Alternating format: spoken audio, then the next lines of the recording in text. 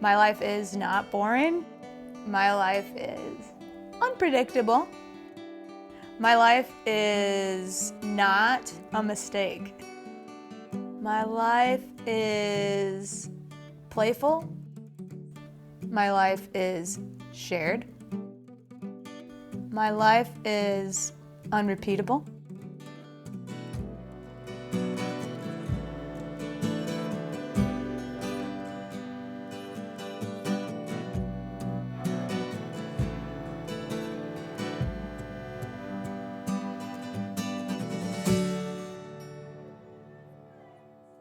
My name is Raquel Story. I work for Eden Invitation as the Mission Engagement Coordinator. I garden and I build community and play music. So Stephen Story, I'm a farmer in South Bend, married to Raquel. He is very, very much a child at heart, which is very attractive to me. He's really funny. Makes me laugh a lot. We like to be outside. Yeah. We like to explore new places. The farm right now consists of really an urban garden on some empty lots. One connected to our property, our house, and several others around the corner. So it's very local at this point. It's a stretch calling it a farm. Very small. Yeah. We're trying to grow a little bit of everything and to keep growing new and different things and to have a real diversity that, God willing, could sustain us more or less entirely. But I met Stephen, unsurprisingly, on a farm, and I was just working there for the summer, and he was there for the whole season.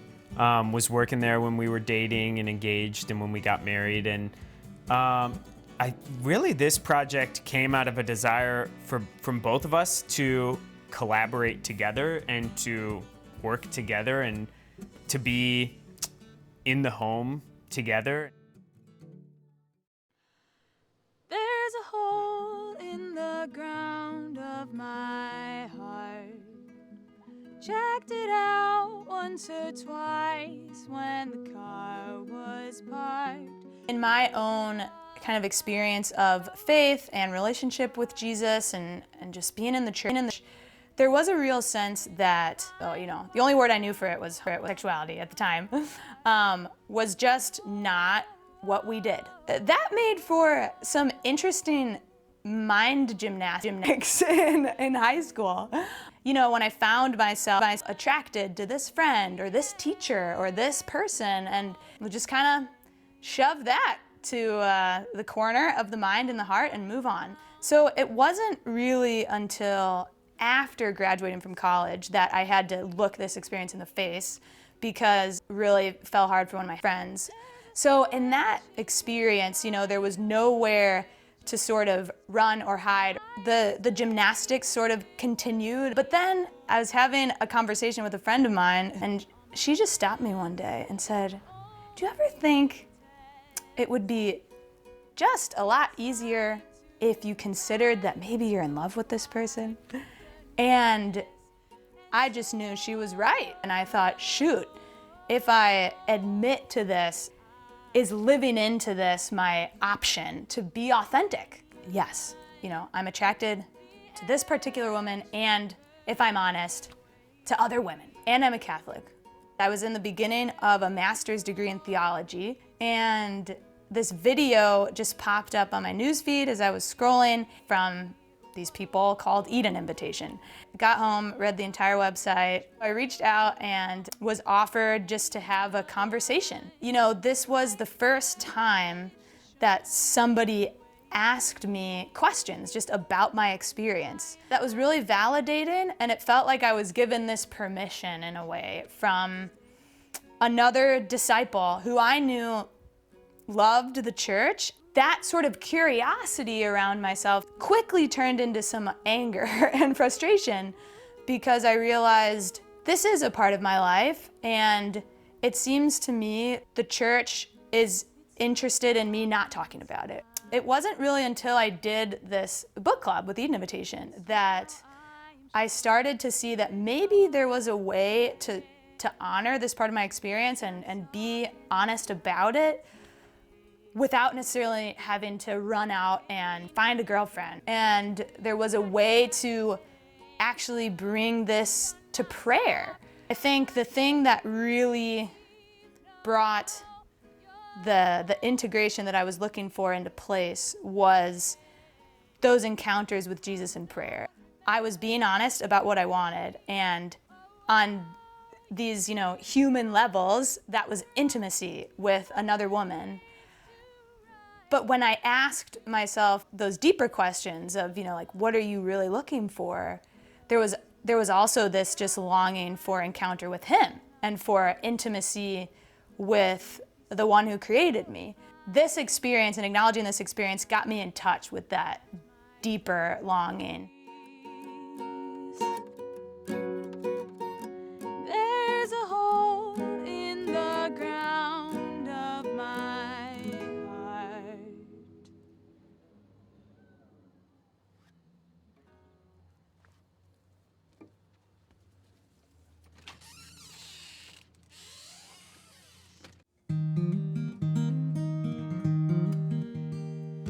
Oh, my heart, my damned, undamnable heart. Our friendship, that's a big part of the reason why Raquel's sexual attraction wasn't as intimidating, I think, because the friendship was the basis of it, and that's most of our time together. Honestly, it never felt like a big barrier to me. I was honest that most of the time it feels like I'm more attracted to women than men. I was also really open that if I was called to marriage, God would have to make it super clear. And God did just that. Lately, when I think of joyful hope and when I think of our future, I think of it in the context of the baby on the way. It feels like we're on a big adventure. Yeah, there's a lot of joyful hope. And part of our dream, just to be able to nurture growth and nurture life and have a place to invite other people in to share some of these lost arts of, cooperating with God and bringing life forth. Yes, we want to get to heaven, but at the same time, we believe that God is offering us, these tastes of heaven along the way. If somebody who experienced, bisexuality was looking for encouragement, I would tell them to bring the nitty-gritty of their experience to prayer. I would encourage them to be unafraid of the future and to trust that God has a path for them that is going to lead them to that joy that they're looking for, to that intimacy that they're looking for. And nobody can predict for them what that is. No one can tell them what that journey is going to look like. My life is full of awe and wonder. My life is not scripted. My life is not isolated. My life is not meaningless.